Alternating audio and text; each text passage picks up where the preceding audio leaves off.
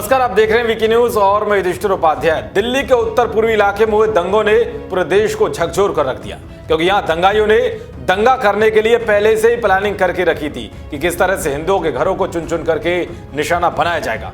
और इस बात के सबूत आम आदमी पार्टी के पूर्व पार्षद ताहिर हुसैन के घर से मिले हैं, जो दिल्ली के चांदबाग इलाके के दंगों के लिए आरोपी है और वो फरार चल रहा है। क्योंकि ताहिर हुसैन की मकान की छत से कई ऐसे बर्बादी के सामान मिले हैं जो इस बात की ओर इशारा करते हैं कि 30 साल पहले कश्मीर में हिंदुओं के साथ जो कुछ भी हुआ था, उसी तरह यहाँ भी हिंदुओं के साथ करने की योजना बनाई गई थी। इन सब बातों के बीच दिल्ली दंगों के बाद हर किसी की निगाह हर किसी नेता के बयान पर टिकी हुई थी, तो वह है बीजेपी सांसद प्रवेश वर्मा, जो दिल्ली विधानसभा चुनाव के दौरान अपने बयानों को लेकर सोशल मीडिया और मीडिया पर सुर्खियों में रहे थे। क्योंकि उन्होंने कहा था कि जैसे ही दिल्ली में बीजेपी की सरकार बनेगी तो 1 घंटे में ही शाहीन बाग खाली करा देंगे। साथ ही उन्होंने ये भी कहा था कि कश्मीरी पंडितों की बहन बेटियों के साथ जो हुआ वो दिल्ली में हो सकता है।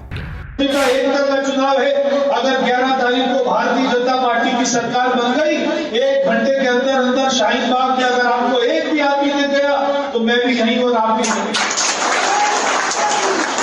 एक आदमी नहीं दिखाई देगा, एक सिंगल आदमी नहीं दिखाई देगा। अपने बयानों से सुर्खियों में रहने वाले बीजेपी सांसद प्रवेश वर्मा ने दिल्ली में हुए दंगों को लेकर एक बड़ा ऐलान किया है। दरअसल शनिवार को सांसद प्रवेश वर्मा ने ऐलान करते हुए कहा है कि वो उत्तर पूर्वी दिल्ली के इलाके में हुए दंगों में मारे गए पुलिसकर्मी और आईबी अफसर के परिवार को अपना 1 महीने का वेतन देंगे। पश्चिमी दिल्ली लोकसभा सीट से सांसद प्रवेश वर्मा ने ट्वीट करते हुए कहा है कि मैं बतौर सांसद दिल्ली में हुई दुर्भाग्यपूर्ण हिंसा में ड्यूटी के दौरान मारे गए दिल्ली पुलिस के हेड कांस्टेबल रतन लाल और आईबी अधिकारी अंकित शर्मा के परिवारों के लिए अपने 1 माह का वेतन समर्पित करता हूं। बता दें कि 24 फरवरी को चांदबाग में हुई हिंसा में हेड कांस्टेबल रतन लाल पर उपद्रवियों ने हमला कर दिया था, जिसमें वो शहीद हो गए थे। रतन लाल मूल रूप से सीकर राजस्थान के रहने वाले हैं और 1998 में दिल्ली पुलिस में बतौर कांस्टेबल भर्ती हुए थे। उनके परिवार में 12 साल की बेटी सिद्धि, 10 साल की बेटी कनक और 7 साल का बेटा राम है। इसके अलावा दंगाइयों ने बेरहमी से आईबी अफसर अंकित शर्मा की 400 बार चाकुओं से गोदकर हत्या कर दी थी और उनका शव चांदबाग नाले में फेंक दिया था, जिसके बाद उनके शव को उनके पैतृक गांव मुजफ्फरनगर ले जाकर अंतिम संस्कार किया गया।